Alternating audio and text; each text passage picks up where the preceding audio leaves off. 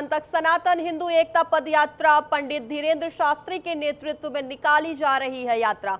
तो इस सनातन एकता पद यात्रा में शामिल हजारों श्रद्धालु दिल्ली से सटे फरीदाबाद में बागेश्वर धाम सरकार पंडित धीरेन्द्र शास्त्री की सनातन एकता पद यात्रा का जोरदार स्वागत करने की तैयारियां चल रही हैं।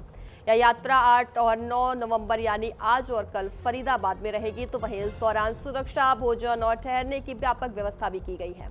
तो पंडित धीरेन्द्र शास्त्री के नेतृत्व में निकाली जा रही है यात्रा। बता दें, दिल्ली से वृंदावन तक सनातन हिंदू एकता पद यात्रा, जहां सनातन एकता पद यात्रा में शामिल होंगे हजारों श्रद्धालु। दिल्ली से वृंदावन तक सनातन हिंदू एकता पद यात्रा। तो इस दौरान सुरक्षा, भोजन और ठहरने की व्यापक व्यवस्था भी की गई है। बता दें, जहां सनातन एकता पद यात्रा में शामिल होंगे हजारों श्रद्धालु। 8 और 9 यानी कि आज और कल फरीदाबाद में रहेगी यात्रा। इस दौरान सुरक्षा, भोजन और ठहरने की व्यापक व्यवस्था भी की गई है।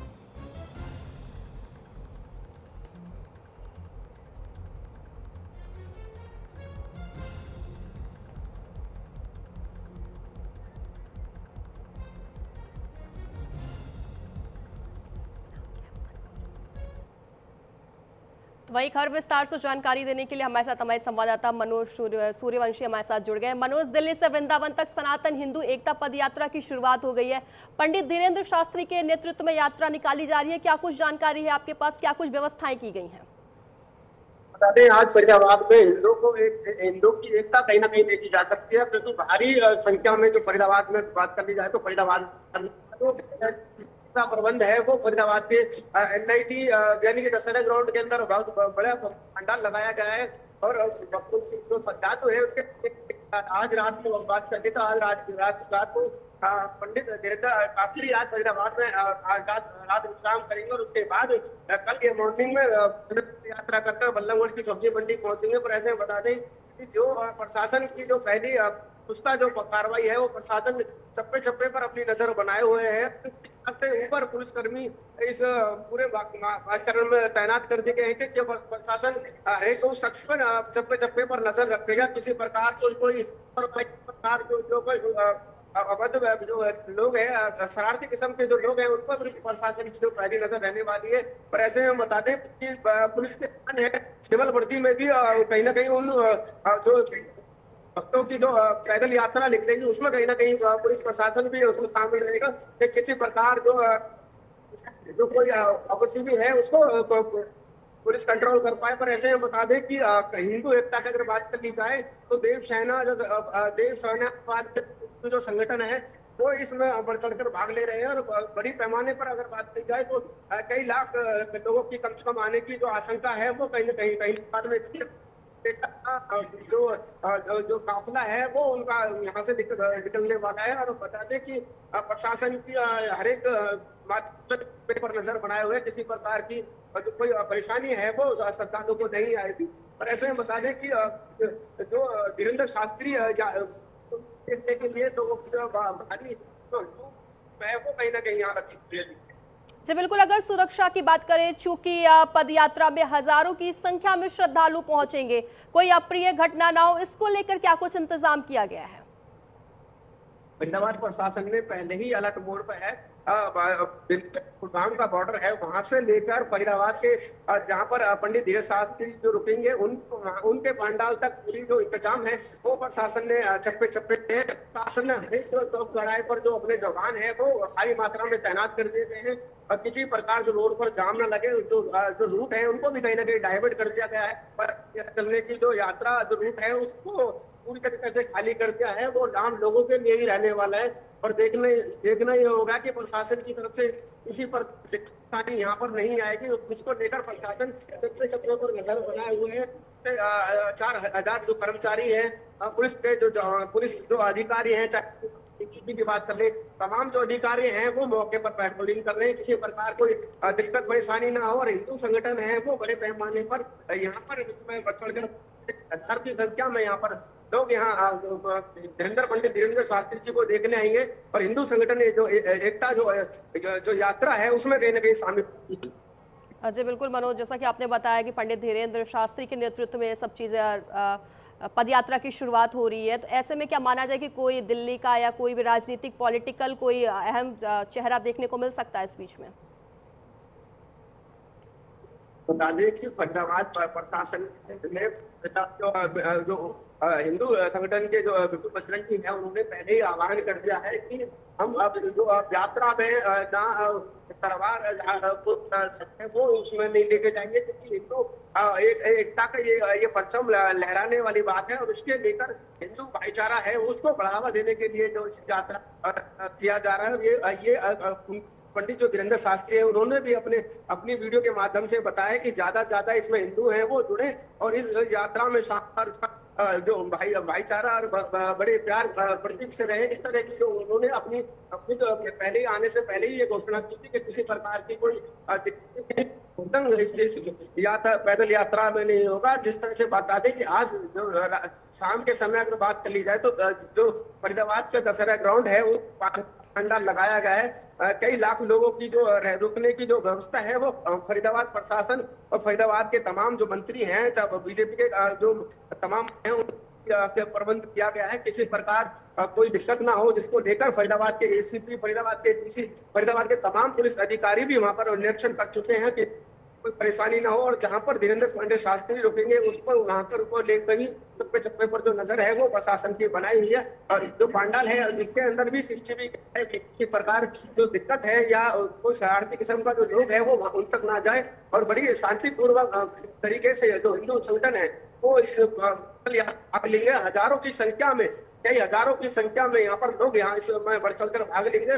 और बता दें कि ये यात्रा फरीदाबाद से चलकर फिर बल्लभगढ़ की सब्जी, वहां पर सब्जी मंडी में चाय जलपान का प्रसाद लेने के बाद फिर वो फरीदाबाद के होती हुई और पलवल यानी सीकरी की तरफ जी। जी बिल्कुल मनोज, जैसे कि इस पद यात्रा के उद्देश्य की अगर बात करें तो आखिर उद्देश्य क्या कुछ है इस पद यात्रा को निकालने का? वो हिंदू संगठन एकता रहे और हिंदू संगठन जुटा रहे और हिंदू संगठनों का ये पद यात्रा ये निकाली जा रही है, जिससे कि भाईचारा में जो भाईचारा है वो बढ़ा रहे, वो जश्न कायम रहे। और जिसके लेकर आज ये बहुत बड़ी पैमाने पर जो ये यात्रा है वो निकाली जा रही है। इसका एक ही उद्देश्य हिंदू जो सोए हुए हैं वो जाग जाओ। और कुछ जो पंडित धीरेन्द्र शास्त्री जी ने साफ कहा है कि फरीदाबाद में जिस तरह से देखा गया है कि कहीं ना कहीं जो हिंदू हैं मैंने जो जितने भी चाहे देव सेना कह ले या और अन्य जो संगठन है वो भी इसमें बढ़ चढ़ कर भाग लेंगे और बड़े पैमाने पर वो यहाँ से यात्रा होती हुई और पहुंचेगा। जिसके बाद बता दें कि हिंदू संगठन ज्यादा से ज्यादा जुड़े, बस यही एक उनका एक लक्ष्य है और ये मकसद थी। मनोज, क्या इसमें कोई कथावाचक भी शामिल हो सकते हैं? किसी का नाम सामने आ रहा है कि वो भी इसमें शामिल हो सकते हैं? नहीं, अभी तक तो ऐसा कोई जो नाम है वो सामने नहीं आया है, पर तो पंडित धीरेन्द्र शास्त्री की यात्रा का ये आह्वान है जिसको लेकर उनकी कई प्रमुख मांगे भी हैं। इस यात्रा को क्यों निकाला जा रहा है, क्योंकि उन्होंने पहले जो गाय है उसको राष्ट्रमाता का दर्जा किया, कई प्रमुख इनकी जो मांगे हैं इसको लेकर भी कुछ ये यात्रा जो निकाली जा रही है। और ज्यादा से ज्यादा हिंदू संगठन है वो इसमें जुड़ा, जो भाईचारा है वो अपना बना रहे, किसी प्रकार को ना हो और तमाम तरह की जो मांग है वो उसमें रखी गई है। और हिंदू संगठन उसमें भाग लेगा। कई हजारों की संख्या में जो लोग हैं वो इस आयोजन में पैदल यात्रा में जुड़ेंगे। ऐसे में बता दें कि जो यात्रा है जहाँ से है उस पर प्रशासन की पेट्रोलिंग के माध्यम से पूरी नजर रखे हुए हैं। ऐसे बता दें कि फरीदाबाद के जो मंत्री हैं विपिन गोयल और फरीदाबाद के जो और मंत्री नागर हैं और पंडित मूलचंद शर्मा विधायक जी हैं, तमाम जो मंत्री हैं वो उनसे बातचीत करेंगे, उनका स्वागत करेंगे। भव्य स्वागत उनका फरीदाबाद में पहुंचने पर किया जाएगा। पंचमढ़ के जो मंत्री हैं विधायक हैं पंडित मूलचंद शर्मा, वो भी उनका भव्य स्वागत करेंगे। इस तरह की जो व्यवस्था है वो फरीदाबाद में पहले ही फरीदाबाद के अधिकारियों की तरफ से की गई। जी बिल्कुल मनोज, चूंकि आप पहली बार ऐसा आयोजन किया जा रहा है जिसमें हिंदू श्रद्धालुओं की इतनी बड़ी पद यात्रा निकाली, अगर श्रद्धालुओं की बात करें तो उनमें क्या कुछ उत्साह देखने को मिल रहा है? श्रद्धा काफी खुश है क्योंकि हिंदू की बात कर ली जाए तो हिंदू समान संगठन है, उन्होंने क्या कि कोई अवैध शरारती किस्म का जो लोग है वो इस यात्रा में शामिल ना हो, उनसे भी लेकर प्रशासन ने पहले ही चेतावनी की है। और प्रशासन फरीदाबाद का काफी पहले ही जो शरारती किस्म के लोग हैं उनको चिन्हित कर कर नजरबंद कर दिया है, क्योंकि किसी प्रकार कोई ऐप ना करे। और प्रशासन ने तो उन पर भी प्रशासन की जो पहली नजर है। और अभी हम NH2 हाईवे पर खड़े हैं, प्रशासन की पेट्रोलिंग है वो भी पुख्ता तरीका से चल रही है। और थोड़ी सी मुश्किल लगती है वहां पर भी अगर बात कर ली जाए तो प्रशासन ने घोटी के अंदर जो CCTV कैमरे की व्यवस्था की गई है और प्रशासन पेट्रोलिंग के माध्यम से नजर बनाए हुए है कि कुछ तक परेशानी ना हो, इसको लेकर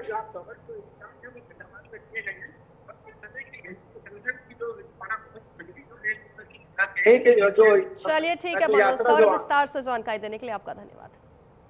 तो खबरों में आगे बढ़ेंगे। कुछ महीने पहले इटावा में कथावाचक की जाति को लेकर जमकर विवाद हुआ था, तो वही अखिलेश यादव ने तंज कसा था कि 50 लाख में बाबा बागेश्वर कथा कहते हैं, किसी की औकात नहीं है। तो ये बड़े संत से कथा कराने की ऐसे में जो है उसे कथा कराई गई होगी। जाति बदल करके आपको दूसरी जातियों के नाम का सहारा लेकर भगवान की कथा कहने के लिए भगवान के साथ फ्रॉडगिरी भी नहीं करनी चाहिए।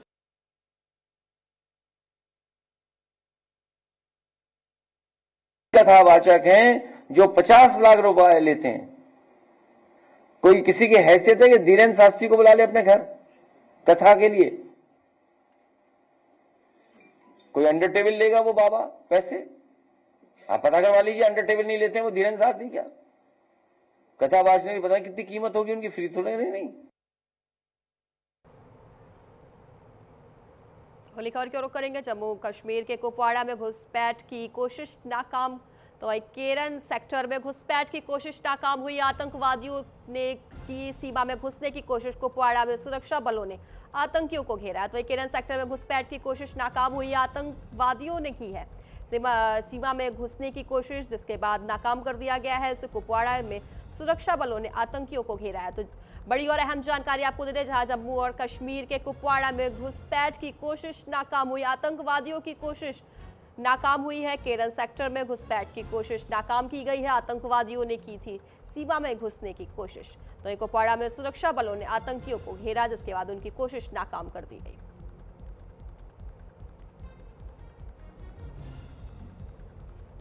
बड़ी और अहम जानकारी आपको दे दें जम्मू कश्मीर से, जहां आतंकवादी सीमा में घुसने की कोशिश कर रहे थे, जिसके बाद कुपवाड़ा में सुरक्षा बलों ने आतंकियों को घेरा और उनकी कोशिश को नाकाम कर दिया है। तो आतंकवादियों ने की थी सीमा में घुसने की कोशिश। केरन सेक्टर में घुसपैठ की कोशिश नाकाम की गई है।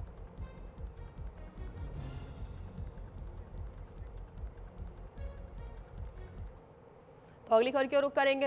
हिंदुस्तानी आवाम मोर्चा के प्रमुख और केंद्रीय मंत्री जीतन राम मांझी ने दलितों की पिटाई मामले पर बड़ा बयान दिया है। मांझी ने कहा है कि कांग्रेस और आरजेडी अब हार का सामना कर रहे हैं, इसलिए दलित, महादलित और गरीब तबके लोगों को डराने का काम भी कर रहे हैं। साथ ही मांझी ने राहुल गांधी पर भी तंज कसा है। अपना जो उनका नेचर है, अब ये तो कोई नई बात उन लोगों का है नहीं। इस बात की चर्चा तो हम लोग सदा करते रहते हैं कि वो लोग अपनी हार को देख करके अब हरास्ट हो गए हैं। तो अब एक ही उपाय उनका है कि हुल्लड़बाजी करके कम से कम डराओ धमकाओ लोगों को। तो यही रह गया है जो कर रहे हैं। तो कोई नई बात तो कर नहीं रहे हो, अपना जो उनका नेचर है उसके अनुसार वो काम कर रहे हैं। अरे दलित के पार्टी कैसे हैं भाई? हम तो बार बार कहते हैं कि जीतन मांझी दलित एक मुख्यमंत्री था, उसको हटाने के लिए लालू जी 35 विधायक लेके राज्यपाल और राष्ट्रपति के यहाँ गए थे। तो कैसे कहेंगे कि दलितों का ही ऐसे खाली कह देंगे तो हो जाएगा? वो दलित के दुश्मन वो लोग हैं। खबरों में आगे बढ़ेंगे। राजस्थान के शेरगढ़ थाना क्षेत्र में 2 प्राइवेट बस ट्रेवल्स कंपनियों के बीच आपसी विवाद घटना की वजह बताई जा रही है, जिसमें एक बस ट्रेवल्स कंपनी के कुछ असामाजिक तत्वों ने दूसरी बस में घुसकर चालक और स्टाफ को 12 बोर की बंदूक से धमकाया है। इस घटना का वीडियो सोशल मीडिया पर तेजी से वायरल हो रहा है। आपको हम तस्वीरें दिखा रहे हैं, आप देख सकते हैं किस तरीके से बस में घुस के धमकाया जा रहा है, जिससे इलाके में तनाव का माहौल है। तो ये प्रत्यक्षदर्शियों के मुताबिक विवाद बस रूट और यात्रियों को लेकर शुरू हुआ। वीडियो में भी साफ दिखाई दे रहा है कि हमलावर बस में सवार होकर अंदर घुसे हैं और बंदूक तानकर धमकी देते हुए नजर आ रहे हैं। तो ये वीडियो में सुनाई दे रही है कि आवाज़ों से लगता है कि वो रूट छोड़ने या बिजनेस बंद करने की धमकी दे रहे हैं।